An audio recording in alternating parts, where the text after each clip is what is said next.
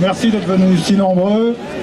Donc Christophe était notre camarade injustement et lâchement licencié, qui a toujours été un militant actif, toujours prêt à dénoncer l'inacceptable. En fait, Christophe, c'est le genre de salarié que la direction, et je devrais même dire l'ensemble du patronat, veulent museler pour réduire au silence toute forme de contestation.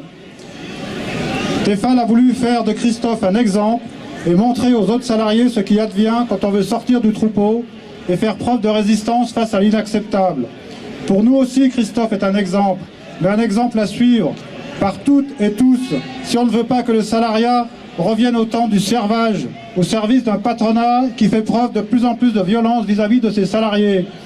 Un patronat qui n'hésite pas à jeter à la rue des travailleurs sans aucun sentiment ni aucune pitié, brisant des vies à jamais. Un patronat qui muselle les organisations syndicales qui se battent encore et toujours pour un monde de travail meilleur, les faisant passer pour des irresponsables aux yeux de l'opinion publique. Aidé par un gouvernement soi-disant de gauche qui fait tout ce qui est possible pour ce patronat avec des lois scélérates, antisociales et injustes. Un gouvernement qui accorde des exonérations fiscales qui se chiffrent en milliards, toujours sans résultat d'ailleurs. Et je vous rappelle que ces exonérations se font sur notre dos, sur nos retraites, sur notre sécu, relayées par certains médias qui passent en boucle des scènes de désespoir, de colère, à faire passer les victimes du capitalisme pour des voyous.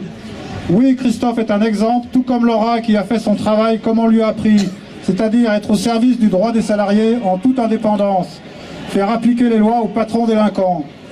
Malheureusement pour elle, pour Christophe, pour nous tous, le capitalisme n'est pas là pour faire du social ni de l'angélisme, mais pour faire du profit, du fric encore, et toujours plus.